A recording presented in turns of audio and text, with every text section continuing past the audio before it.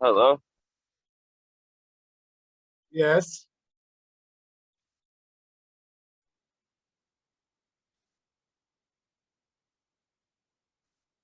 Are you waiting for court to...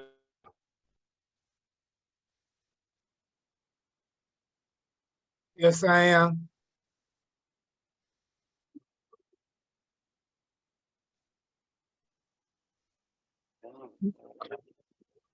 Hello?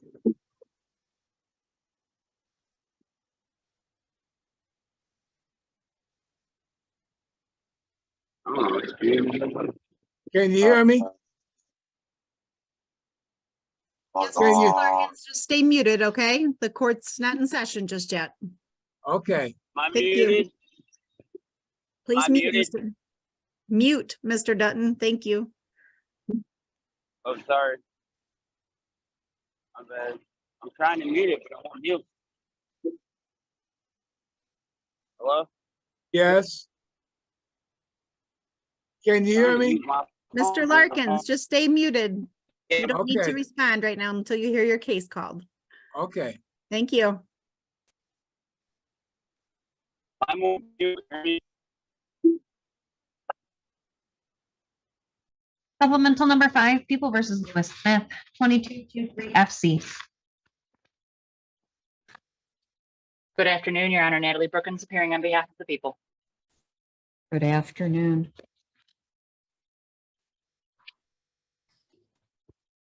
Good afternoon, Judge. I'm trying to get my camera together here. I'm Christopher Sinclair appearing with on behalf of Mr. Smith, who's present on the screen, and we consent to proceeding via Zoom. Hi. Good afternoon. And Mr. Smith, can you hear us? Yes, ma'am. Okay, so Ms. Brookins, Yes, Judge. The people filed a motion earlier this week to adjourn the trial, which is scheduled to begin on Monday, this coming Monday, the 17th. The people became aware this week that the officer, Justin Tate, who took the buccal swab of the defendant and is therefore the identification witness as it relates to this case, is unavailable for the week of the 17th. As that is a material witness who is unavailable, the people are asking for the court to find good cause to adjourn this matter. Mr. Sinclair. And Judge, I'm respectfully objecting to adjournment of the trial date on behalf of Mr. Smith. He's been in custody for quite a while, some time now, and the trial dates have been moved more than a couple times, and he's kind of anxious and ready to be heard on the matter that he's charged with. And I do understand that. However, it doesn't appear that there was any, that there's any intent to thwart the judicial proceedings and material witnesses unavailable, unless you would agree to stipulate to the results of the chain of custody of the buccal swab, or if he would be available to testify by Zoom or something. But I assume that you're not in agreement with either of those. Is that correct, Mr. Sinclair? That is correct, Judge. Yeah, and you're entitled to, put the prosecution to their proofs. So I think there is very little choice that I have but to adjourn the trial. So my question is, because he has another case, and that other case, I believe, is set for, is it October? Yes, Judge, the 23rd. And have we heard anything from the Court of Appeals? I know they granted leave in that case, and we're still waiting to hear from them. Is that correct? That is correct, Judge. I believe it's been submitted for, or it's about to be submitted for case call, or it has been submitted for case call. But if we end up getting on the docket for the first week of September, we may be able to make that trial date, maybe. Okay, so my question to you is, do you want me to adjourn this trial to that date or give you a farther out date on this one?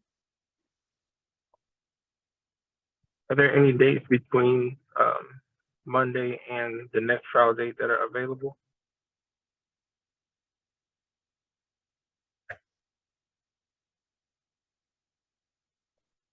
'Cause I know Mr. Smith, and I'm looking at his face right now, and I'm transparently, not feeling this. I'm totally not feeling this, you know?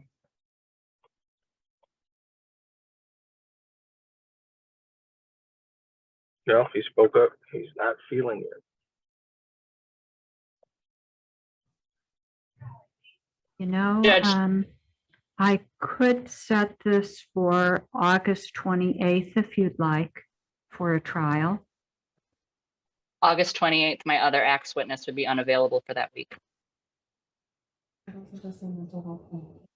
Yeah, I know. Okay. Um,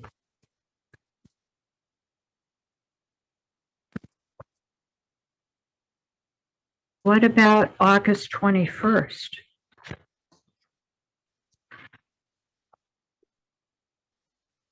I believe August 21st would work, Judge. I'm hesitant because this week the DNA expert is out of town, and I had reached out to as many witnesses as possible to make sure that I knew their upcoming bad dates, and she has not gotten back to me. So that's my only hesitation, is I don't know for sure about the DNA expert. Could we set it maybe for that date and then set a pretrial for a week from now, so that if I have any witnesses that get back to me between now and next week and say they can't do that date, I could let the court know as soon as possible? Any objection to that? Well, I have a homicide trial that starts on August 21st. So that won't work. To answer Your Honor's original question about scheduling this on October 23rd and setting a new date for the case involving the other victim, that would be something that people would not object to doing. Look, I'm just thinking about that as like a last resort, because I don't have the dates in front of me. Maybe I should have had those dates in front of me, but Mr. Smith has spent a significant amount of time in custody sitting, based on no fault of his own, really, outside of the actual allegations that bring us here. But it's just pandemic delays and kind of the schedules of myself, Ms. Brookins, and the court that has been at issue for the or has caused the delays. So, like I said, I don't have an issue if October 23rd is the only date that we can get, but I at least want to try to see if there's any other openings prior to the 23rd to get this matter tried. I'd like to go into a breakout room with counsel. Yes, Judge. One moment.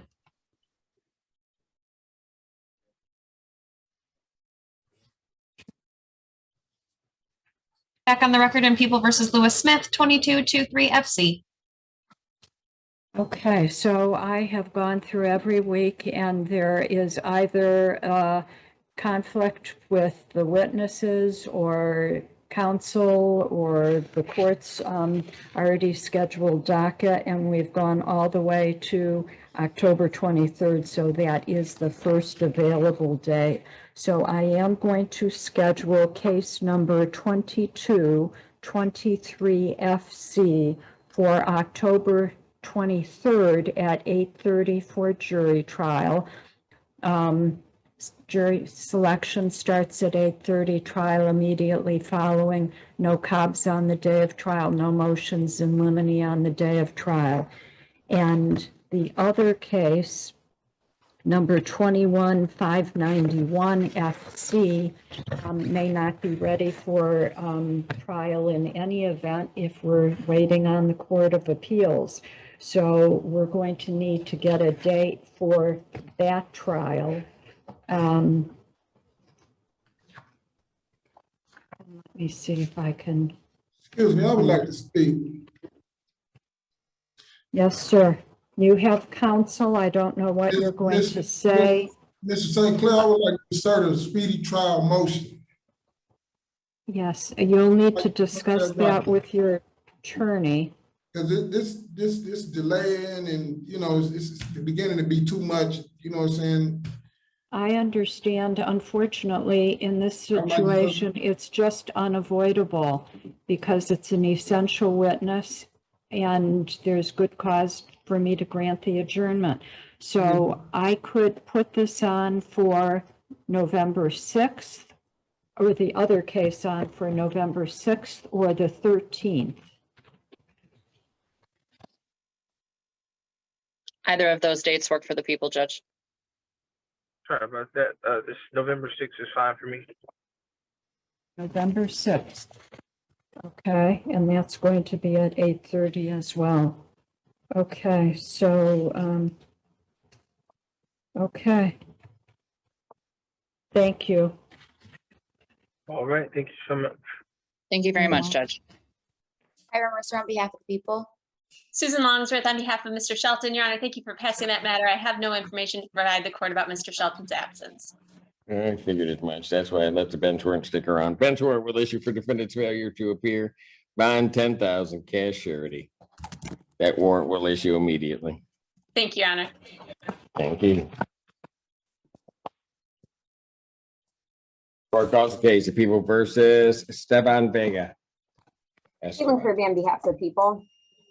Good afternoon, Judge Torshel Feaster, Assistant Public Defender on behalf of Mr. Esteban Vega. Mr. Vega, please unmute and state your name for the record. Did you hear him, Judge? No, I didn't. Say your name again. Esteban Vega. Got him. Okay. Thank you, Judge. This is the first PCC in this matter. My understanding is that we are still in negotiations, attempting to try to see if a misdemeanor resolution might be possible. We're asking for a short adjournment for that purpose, maybe 2 or 3 weeks. And Mr. Vega does want me to address one of his bond conditions.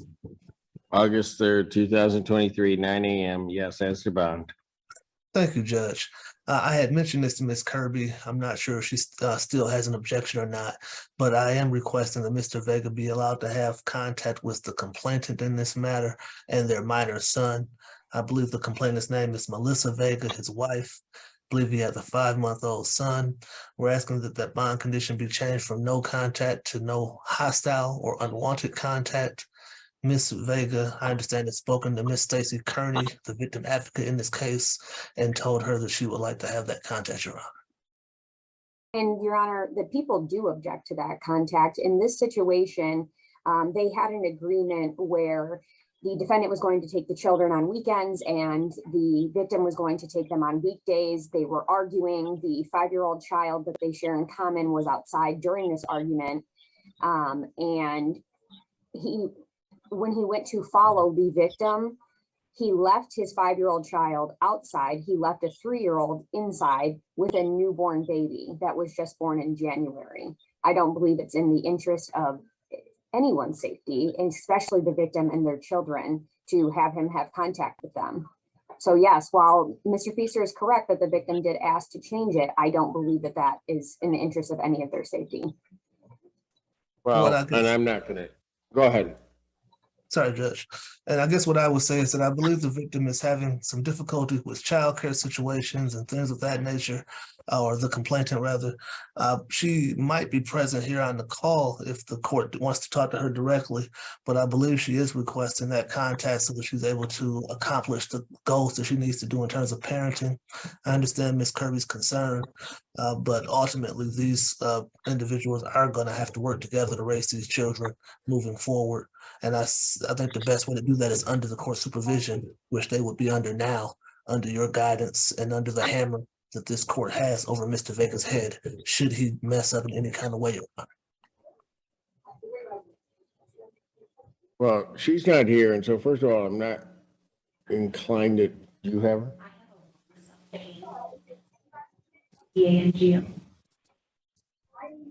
Ms. Vega, are you on the call?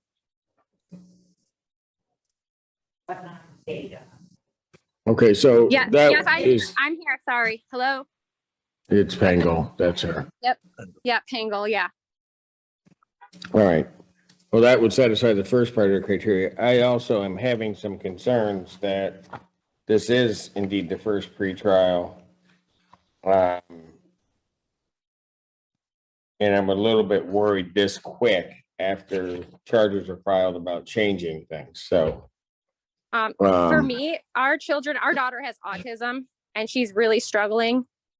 And, you know, it's hard on everyone right now.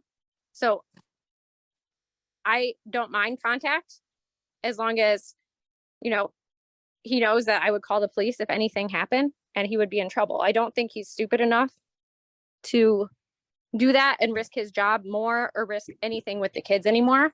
So, I mean, even in a public place or something, but I really think that she needs this because she has been with him every single day since February of 2019. Here's what I'm going to do. And Your Honor, I should just note for the court before you make your ruling that I actually, when reviewing this for exams, made a note to myself that the complaint actually should be changed to reflect that he did leave these children alone, unattended, the 5, 3-year-old and the newborn, and this should reflect some kind of either neglect and or The 5-year-old was with me. And the child 5-year-old abuse, wasn't. and child abuse 4th degree. So I would be asking if I do amend that to have no contact with the children regardless. Well, okay, but here's the thing. You have a child that's in need of that person, and changes can cause certain problems. If I'm not going to change anything regarding this bond at this time, but Mr. Feaster, if you put something together in the form of a motion that is structured where I have some documentation indicating the needs of this child to see Mr. Vega, and I'm talking either medical or otherwise. We have had CPS. Ma'am, please. I'm sorry. Yep, sorry. Then I will, at that juncture, consider something, but at this juncture, I'm not going to do that.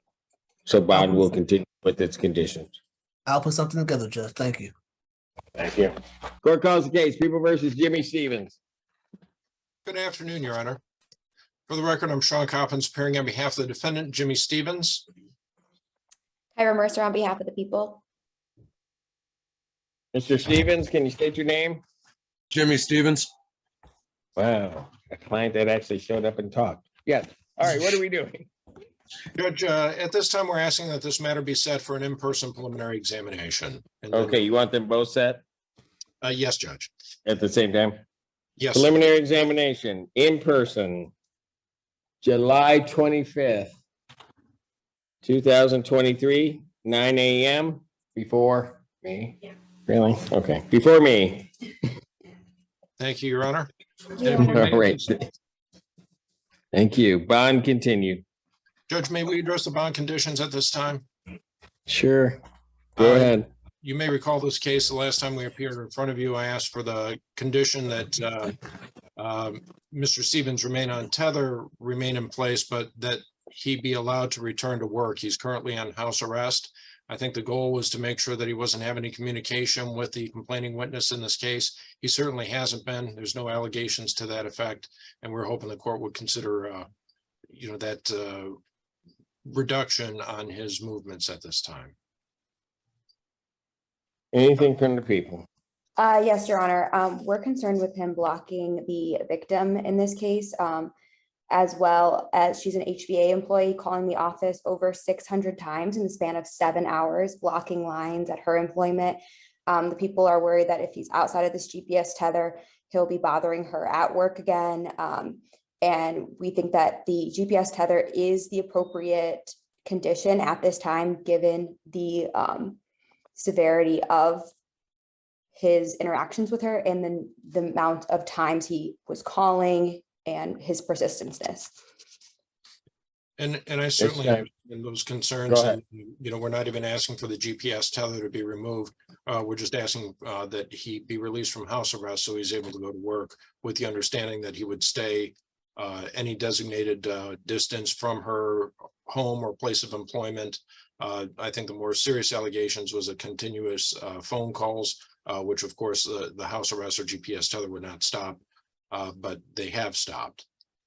I am going to decline to remove any conditions regarding the tether. He's up for exam, and even an exam before me in a few days. So we're going to leave that in place. Thank you. Thank you, Your Understood. Honor. Thank you. Court calls the case, People of the State of Michigan versus Mark Allen Watson. Nimish Ganatra for the people. Your Honor, for the record, Walter White with and on behalf of Mr. Watson. In this Watson, state your name. Mark Watson. All right, thank you. What are we doing? In this case, I would request that we have a preliminary exam date set by Zoom. This is a 17-year-old case, Mr. Watson. Well, you can ask me how Colorado. you can't do it. I can set it in person and then you can talk to the court that I set it in front of if they'll do it by Zoom.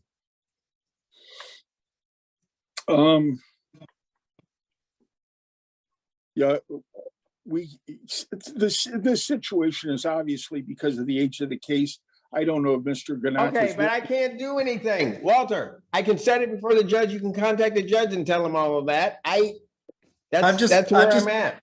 Judge, I'm All waiting right. for Walter to ask that it be set for your court. No. I know. Why not? I'm a good guy, Judge. Oh, dear goodness. Preliminary examination, July 25th, 2023, 9 a.m. That'll be via Zoom before me. Thank you, 2 Judge. p.m. It'll be set at 2 p.m. The only reason I'm giving that to you is because Ganatra let it out of the bag that sometimes I do that, and I didn't want to look unfair. You aren't unfair. I've never had a complaint. No. Walter, don't think this means I like you. All right, we'll see you then. I'm not into that illusion. Have a good day. Thank you. Thank you. Bye-bye. And Mr. Ganatra, you owe me one. Court does call the case or recalls the case. People versus Aaron Goshay. Kyra Mercer on behalf of the people. Good afternoon, Your Honor. Alexandria Taylor here on behalf of the defendant, Aaron Goshay. Mr. Goshay, please state your name for the record. Aaron Goshay. Hey, what are we doing? Your Honor, we would like an adjourned probable cause conference for myself and my client to finish review and discovery and discuss this with Madam Prosecutor. Probable cause conference, August 3rd, 2023, 9 a.m. Thank you, Your Honor. Bond continued. Thank you. Thank you, Judge, That and is thank you for passing it as well. Thank you. That's it? Yay. All right. We're all done. Have a Thanks, great guys. day, Your Honor. Thank you. I will do. Take care. See you next week. 14A. Yes. 14A stands adjourned.